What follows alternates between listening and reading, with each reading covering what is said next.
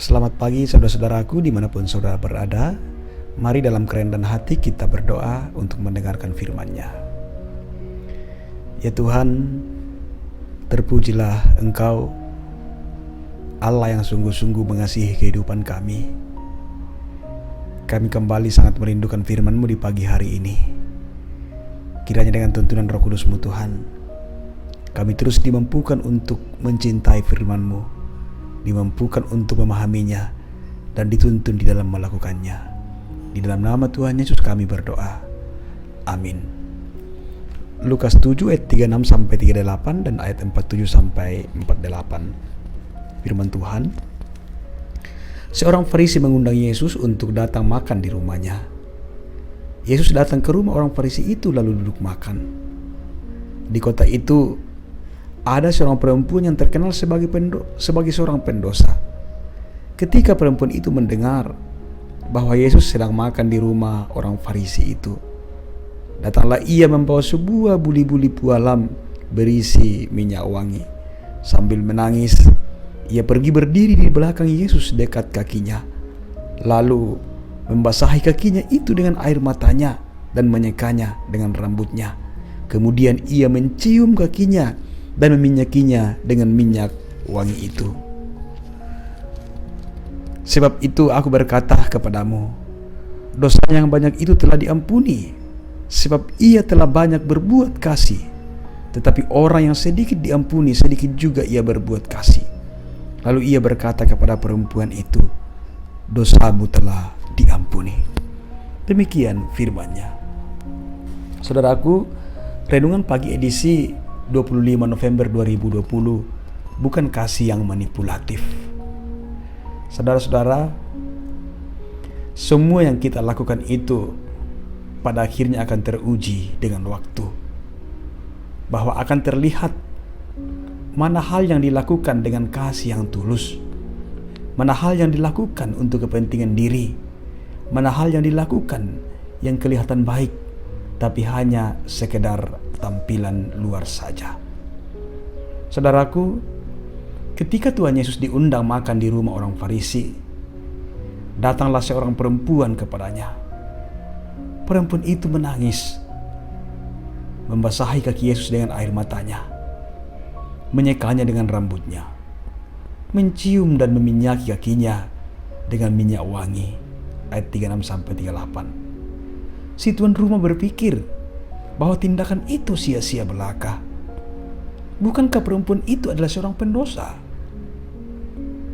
Hal itu tampak seperti pemborosan saja.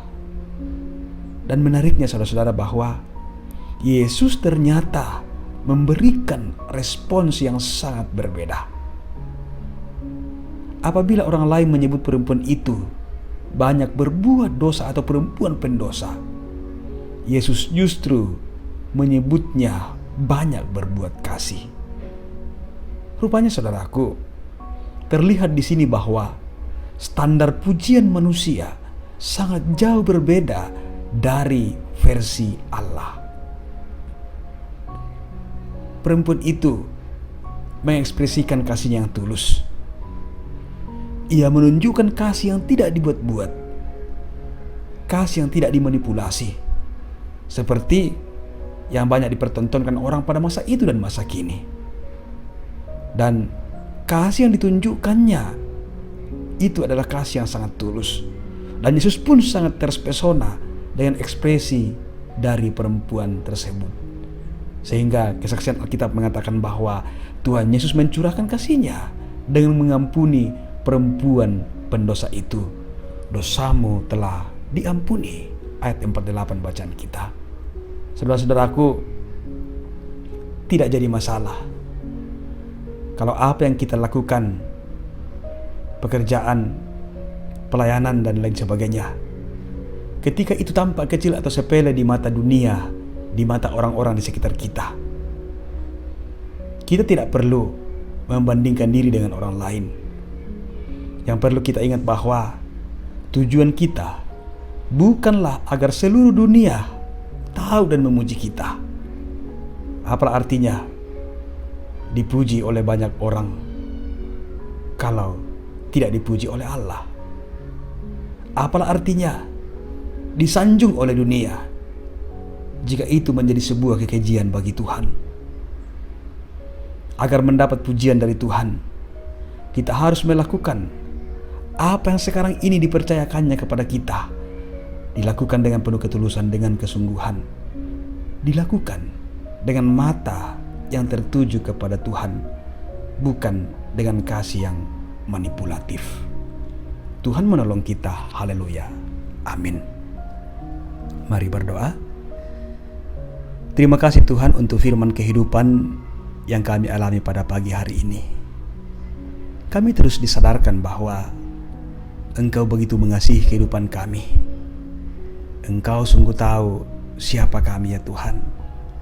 Karena itu, tolonglah kami supaya kami pun memiliki kasih yang tulus, kasih yang tidak dibuat-buat terhadap sesama kami dan juga terhadap Tuhan.